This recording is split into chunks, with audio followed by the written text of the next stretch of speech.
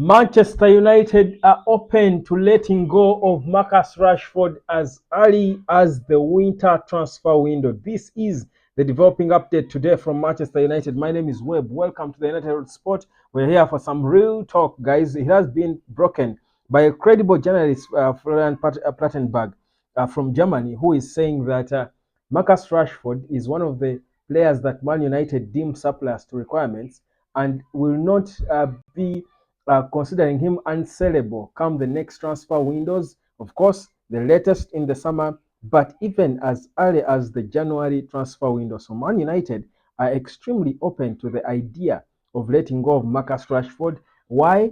Of course, whereas for us, we might know, we might have our own reasons that might look obvious for us because he's not really performing at the lethal levels we expect him to be performing at. Never mind him scoring 3 goals in 5 games under Ruben Amorim, looking rejuvenated. It is not convincing because Man United feel it does not really level up in terms of how much they pay him. So the reason that is being stated is mostly to do with financial fair play and trying to gain some points when it comes to financial fair play. Because if you sell a top earner like Marcus Rashford, let go of people like Eriksen and Casemiro, who might also be following him.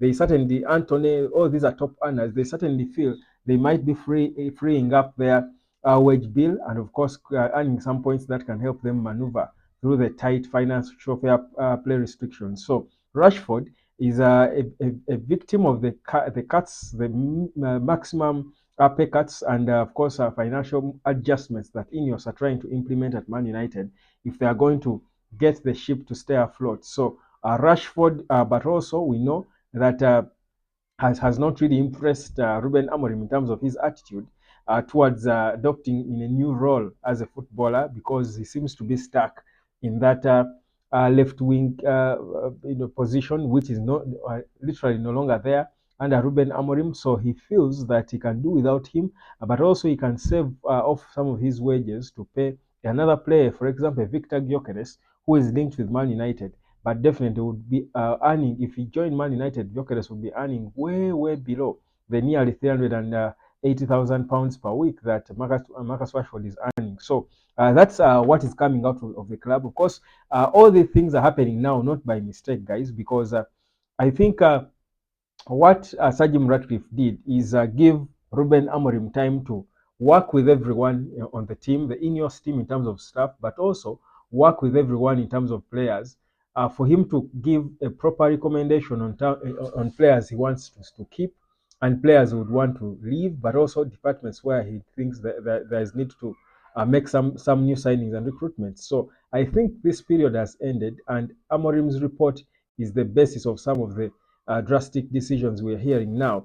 Some we've seen happen already, like the departure of Dan Ashworth. I'm not convinced. I'm not extremely convinced that Ruben Amorim had nothing to do with it, because I think he exposed him and his maybe incompetence or something, and or maybe how he's not aligned to the vision that Ineos are trying to realize under the guidance of Ruben Amorim. But also, I do believe that his reports, Amorim's reports on individual players in terms of attitude, in terms of how trainable they are, room for improvement, and all, I think also has contributed to the departures and exits that we will be seeing very soon. What we know as well is that for Christian Eriksen, Man United are still stuck on the decision that he will not be staying beyond his current contract that runs out in the summer. So there is movements expected to happen in terms of players on the pitch. And if Rashford, because like I said, Man United are opening to letting him go in Jan if a good offer comes. Remember, PSG have held a long term interest in him, and they're probably one of the few teams, if not the only team in Europe, that could afford to match the wages he's earning at Man United. He's still contracted until 2028. So if Man United is going to get Marcus Rashford out, they might, I think, do anything to cling on to Paris Saint-Germain and perhaps try to figure out a smart way of doing business with them, because I don't see another club in Europe that would convince Marcus Rashford to leave the 380,000 pounds per week he's earning to go there and earn how much. PSG will also not give him that much, but they will give him figures close to that. They are a big team, I think, in Europe. I don't see him playing for another club in England. He's a boy from 2005 at Man United. Really, this is his boyhood club. I I don't think he can go to Madrid or Barcelona. So clearly, you look at Rashford and you're thinking, perhaps I think, has started on his decline.